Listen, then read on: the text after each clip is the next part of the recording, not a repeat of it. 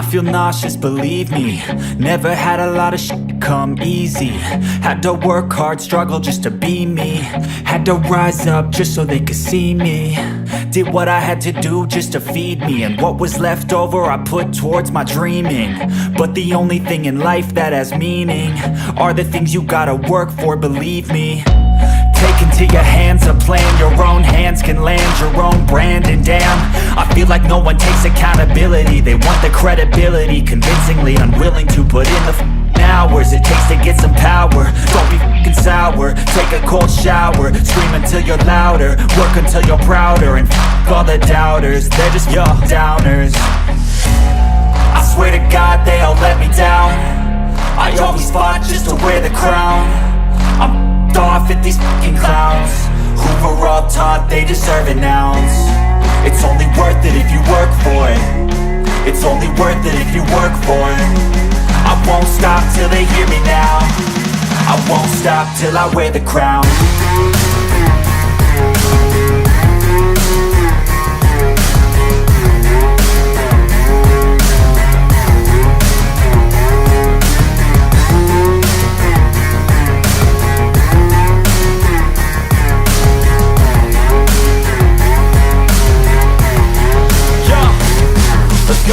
I'm just telling you to fight for your dreams, but it's not what it seems. Man, it's hard to be seen when everybody wants to be king. Yeah, they all wanna ring, yeah, we all wanna be free.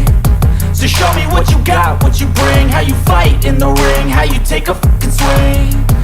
Do you got heart, are you mean? Got some scars, got some needs, are you willing to go bleed? I swear to God they all let me down. I always fought just to wear the crown. I'm off at these fucking clowns who were all taught they deserve an ounce. It's only worth it if you work for it. It's only worth it if you work for it. I won't stop till they hear me now. I won't stop till I wear the crown. I swear to God they all let me down. I always fought just to wear the crown.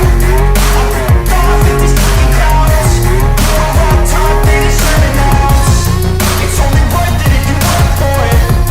It's only worth it if you work for it. I won't stop till they hear me now. I won't stop till I wear the crown.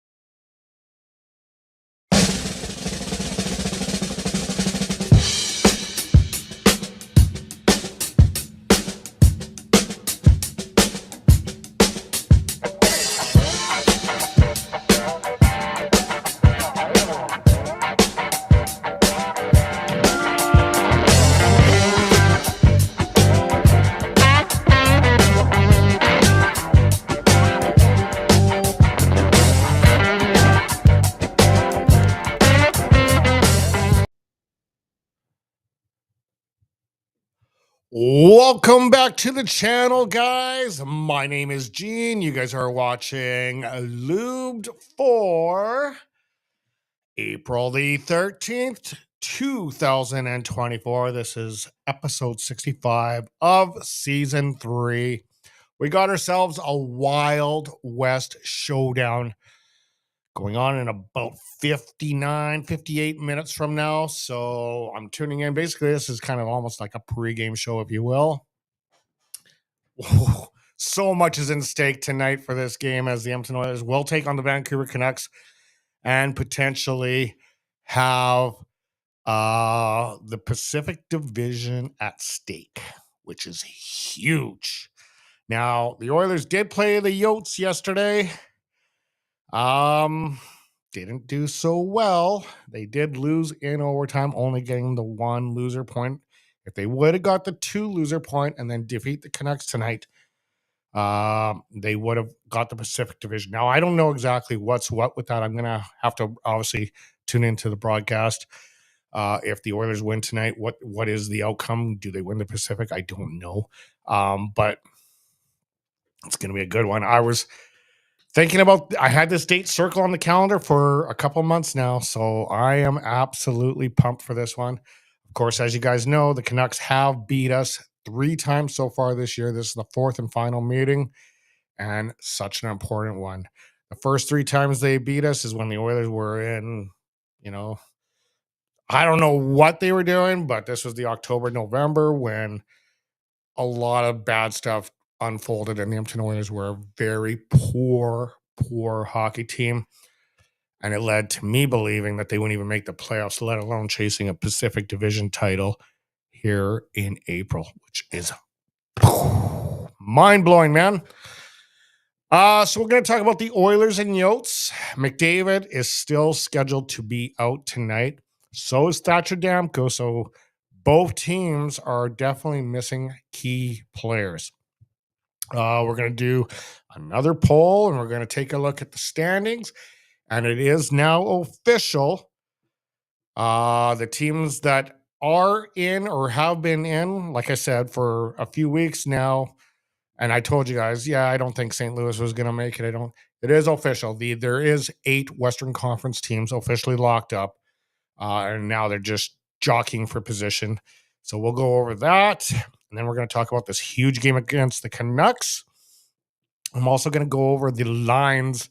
Well, actually, we could probably do that pretty quickly here. I'm going to just go over the line combinations for the Edmonton Oilers and the Vancouver Canucks. So the Vancouver Canucks are going to have their first line, if that's what you want to call it, with Mikhailov, Pedersen, and Holanger. Second line is going to be Suter, Miller, Besser. I always say Boser, but it's Besser. Joshua, Lindholm, Garland, and Podkolzin. Sorry. I hate pronouncing. Bluger and Lafferty. Defensive pairings, Hughes, Hronek, Susie Myers, Zadorov, Ian Cole. The goaltending tandem is going to be Casey DeSmith, and backing up Casey DeSmith, Arthurs Silvos. Tucker Poolman is on the injury reserve, and Thatcher Demko is still listed as day-to-day. As far as the Edmonton Oilers go, now I didn't have a graphic for this. I do apologize. I didn't have enough time to put up a graphic. But for the Edmonton Oilers, Nuge is going to be on the line with Leon Draisaitl, Zach Hyman. Second line is going to be Kane, Henrique, and Fogle. Third line, Holloway, McLeod, Perry. Fourth line, Janmark, Ryan, Brown. Defensive pairings, Ekholm, Bouchard, Nurse, Stetcher, Kulak, Vinny Desharnais. Goaltender will be Stuart Skinner, obviously. Calvin Pickard played last night. Listed day-to-day is Connor McDavid, Sam Carrick, and Cody Ceci. So a couple injuries plaguing both teams as they go into this final week. Final week, man. This time next week, the Stanley Cup playoffs officially get underway. So let's get into a game that definitely wasn't quite like the game that they played the night before, or like against the Colorado Avalanche or against the Vegas Golden Knights. Like, I mean, they were playing some crazy good hockey, and then all of a sudden, a little team from Arizona comes in, and it's a sad story what's going on of Arizona. Those of you who are unaware, it's not 100% official, but pretty much that the Arizona Coyotes are moving to Salt Lake City for the next season. The conditions that are in place for that sounds like Arizona will be the first in line for an expansion team if they can get their uh, what together in the next 5 years. So have an arena in place, have all these conditions met, and then they will be the first up uh, to bat for a hockey team. So the NHL apparently is going to buy the Coyotes for $1 billion and then sell it to Ryan Smith, not the ex Oiler Ryan Smith, but Ryan Smith, the businessman in Salt Lake City who owns, I believe, the Utah Jazz. Um, and he's going to pay 1.2 billion.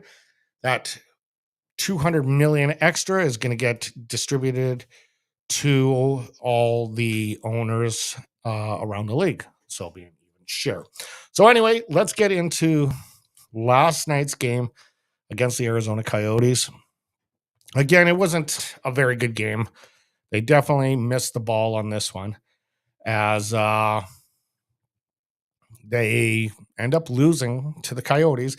This has been the Oilers this year. They just can't seem to beat the lower tier teams. I don't know if they just if they just don't have, if they're up for the game or if they're down for the, like, they just can't seem to get up. They lose to San Jose, they lose to Anaheim, they lose to Arizona, and this is the second time they lost to Arizona.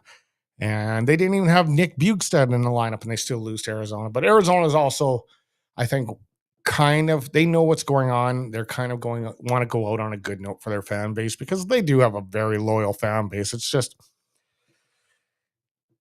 they just can't seem to draw any luck. Can't get any luck with this arena thing. And then prior to that, the ownership was a mess and not paying bills. And it's just been a mess pretty much the whole time. I wouldn't say pretty much the whole time, but probably 50% of the time since they left Winnipeg to go there. I believe it was Winnipeg, right? Yeah, it was Winnipeg. Yeah, because Nordiques became the Avalanche. Yeah, so was Winnipeg, the first original Winnipeg Jets team. So anyway, enough mumbling on that. Let's dive into the scoring summary where it started off in the first period. Josh Doan, that's right. And he is what you think it is. That is Shane Doan's son, scoring his fourth of the year. Ironically enough, playing on the same team that Shane Doan played for. Assists from Jack McBain and Matthias Macarelli. And it's 1-0 Arizona. The Oilers would tie this with Adam Henrique getting his 23rd of the year. Evander Kane would get the assist, and Troy Stetcher, who came from Arizona when we traded him. So he's playing against his former team for the first time. And he said, they asked him in an interview, Gene Prince-Spray asked him in an interview, how does it feel against? He says, well, this is my sixth team. So it's not like he's like new to this rodeo. Like, he's played against former friends several times. So not a big deal. Okay. Then it would be the Coyotes, I believe. Yes. In the second period, Logan Cooley getting assists from Nick Schultz and Sean Dursey. We got a 2-1 game. The Oilers would again rally and tie this one in the third period. Darnell Nurse from Warren Fogle and Evander Kane. Evander Kane's looking, I think that little dispute that happened was good. I think it was really good because it started to galvanize this group. I really believe this group is in a good place right now.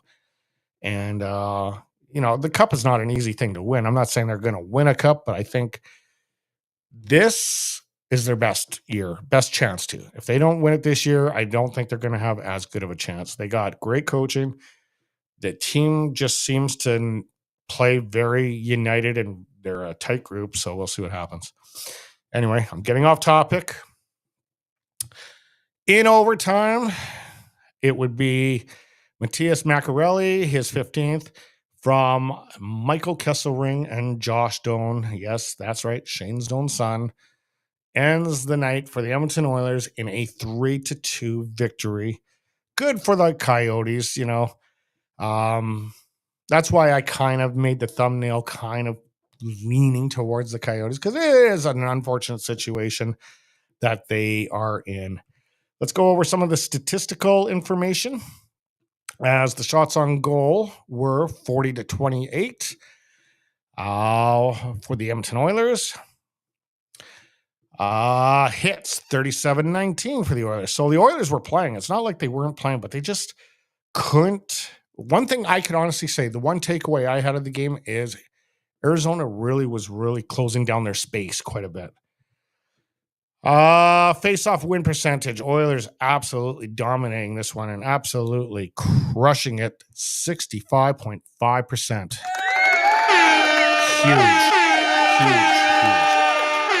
But again, when you don't have Nick Bukestad, one of your key face-off guys, you're probably going to be in that situation because I think he's the only. And Arizona statistically is one of the worst teams in the league for face-offs, and that's when they have Nick Bukestad in the lineup. Like last night, they didn't, as he was out with injury. Okay, when it comes to the power play, believe it or not, guys, there was not a single penalty called in this whole game. I don't think I've ever seen that in my entire life. I can't recall it anyway. If any of you guys have, put it in the message board and remind me of it. But definitely not an Oiler game. I can't recall a no penalty game. There was no penalties at all for both sides. So obviously that means the penalty kill, same result. No penalties in this game. For block shots, Coyotes did very well on this, 18-12.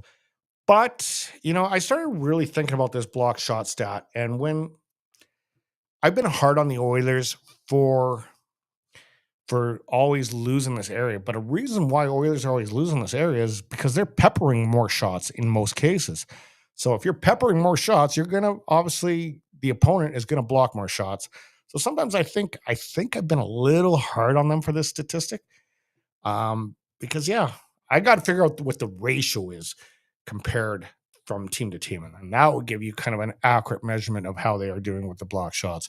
But if you got 42 shots to a team that has 16 shots and the opponent blocks 20 and you block 10, you know what I mean? It's not accurate for me to say that they're playing poorly on that particular stat. So my third star, kind of hard to pick this one because there was just such little play, but I'm going to give it to Adam Henrique for 1 goal.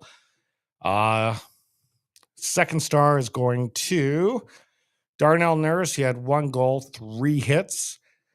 And my first star is going to Evander Kane. He was in on both goals. He had 2 assists he had assists on basically both goals that the Oilers scored. He had also 7 hits. So he had a pretty impressive game. Again, could this be the residual effects of the interaction he had with Corey Perry? Not sure, but he seems to be playing much better.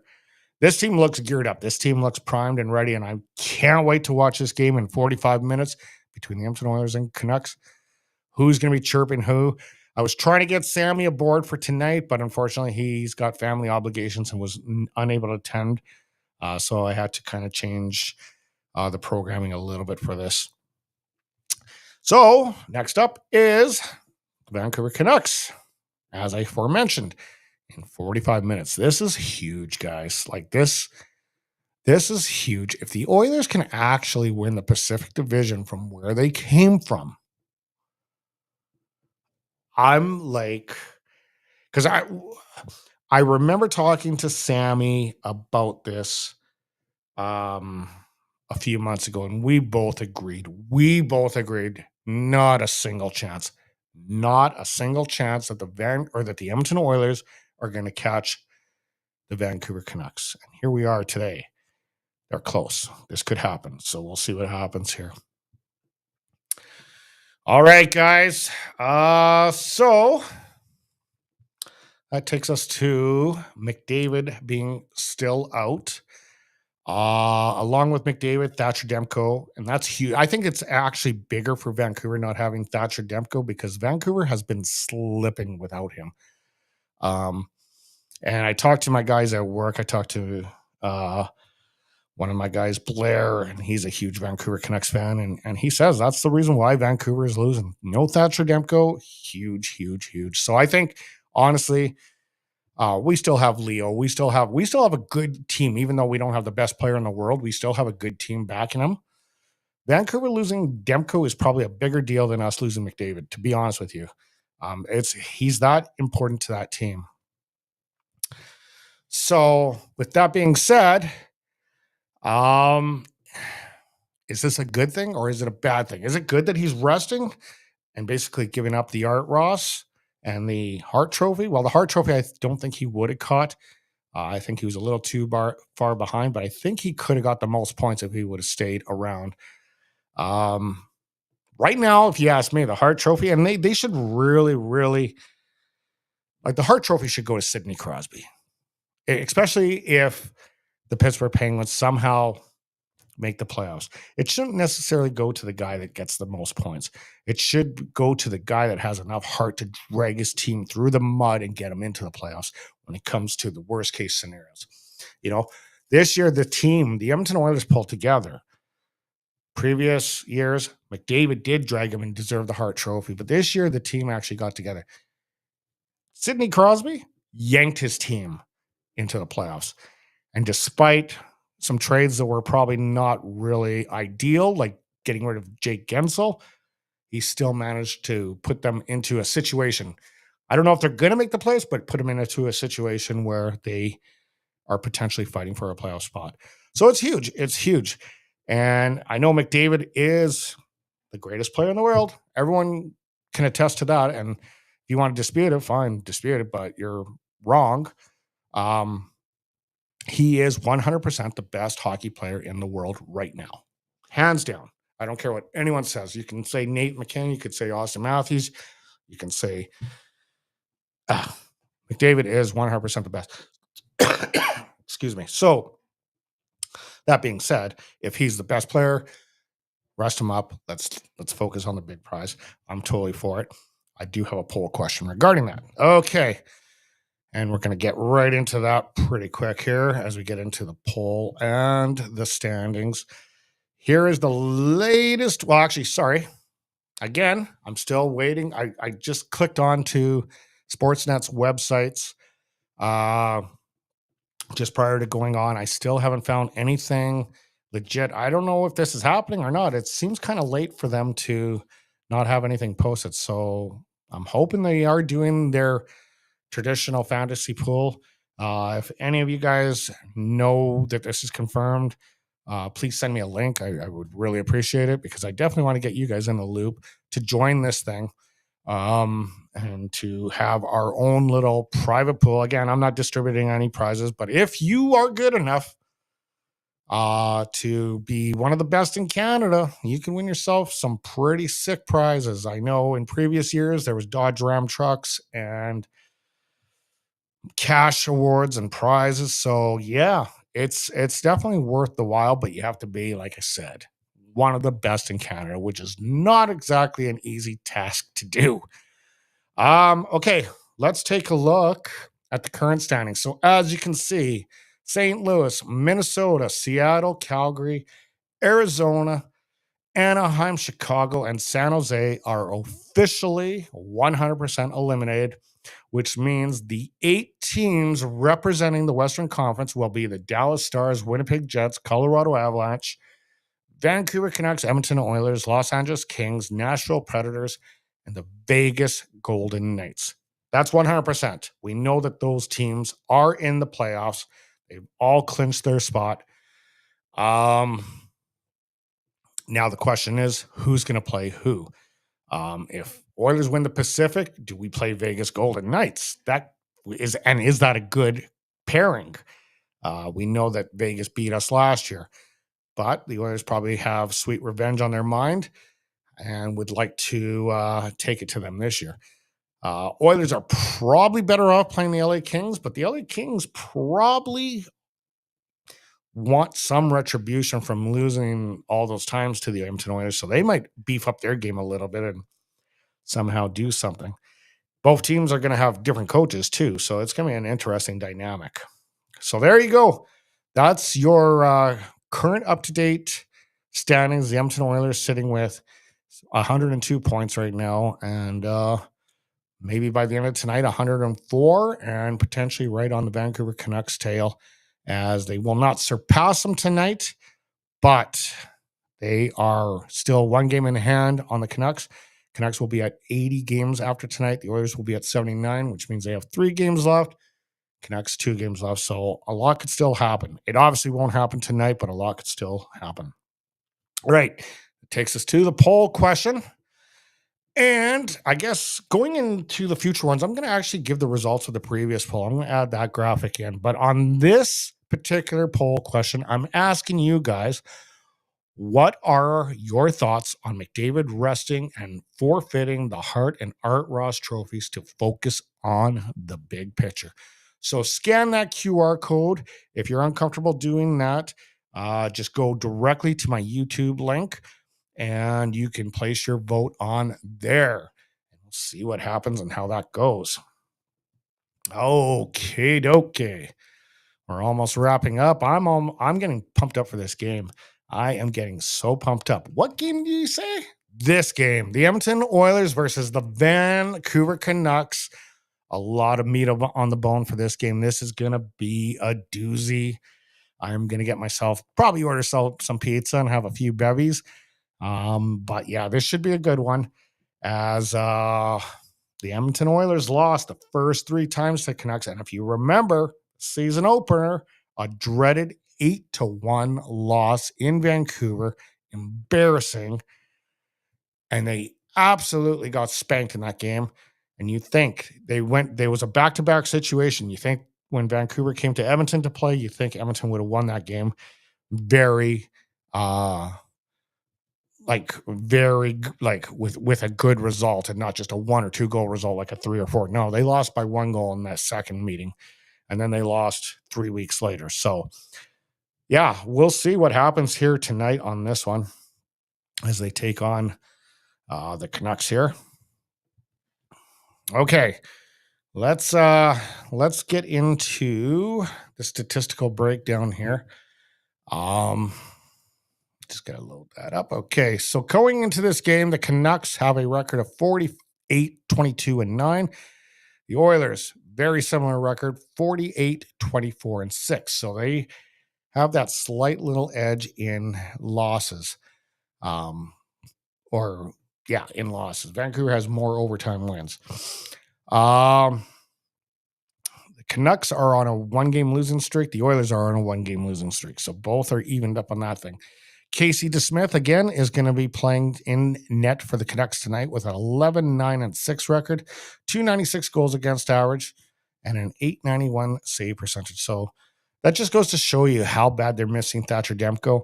1 shutout for him. Meanwhile, Stuart Skinner, 35, 14-5, 259 goals against average, 907 save percentage, 2 shutouts.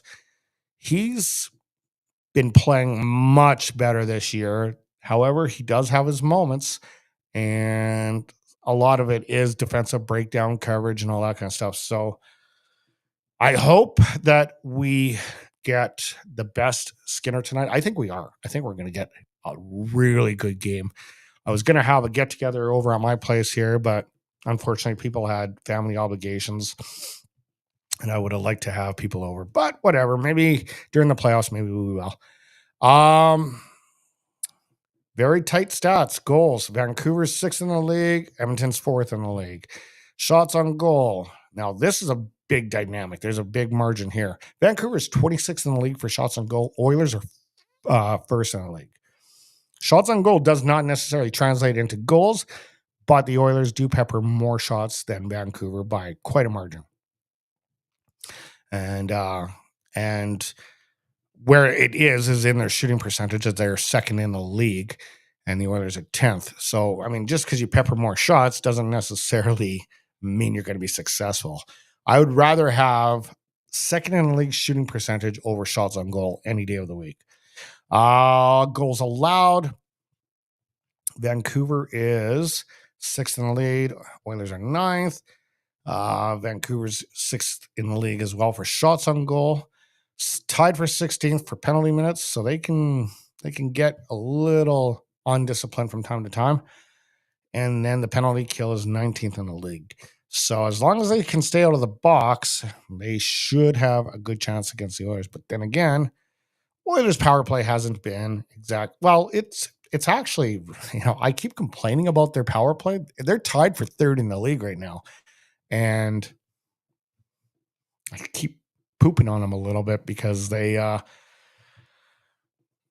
don't seem to be as good, because I'm so used to seeing a power play that is so explosive and scoring on every single power play. But they're good. Their power play is actually really good. It's just not what it was last year. Simple as that. So, yeah, this is going to be a good game. This is going to be one hell of a game. Can't wait. Again, this game is starting in about half an hour. Be amazing. Be totally amazing. All right, guys. Let's go into final thoughts.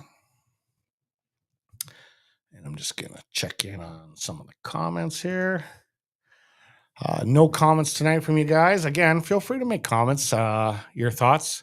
And this graphic didn't change. I thought I changed it out, and it did not change. But all these teams are still playing. None of these, St. Louis is not in there. There's not 8 days. I think it's less than that. It's like, yeah, that St. Louis thing shouldn't be there. I thought I changed it out, but apparently I did not. So anyway, guys, enjoy this game. It should be a blast. If you are witnessing this channel for the very first time, I urge you to hit that like, share, and subscribe button if you like the content that I deliver. To my loyal following who have been with me through thick and thin, awesome, thank you. And as you can tell, I am starting to get a little bit more subscriber counts because those little short videos I'm making is actually starting to help. I'm starting to get a much higher viewer count, which is great. And that's just things to build the channel. Anyway, guys, enjoy the Canucks and Oilers game. It'll be hopefully one to talk about for the week. You guys have a great one. Enjoy the game. We'll talk tomorrow with the recap.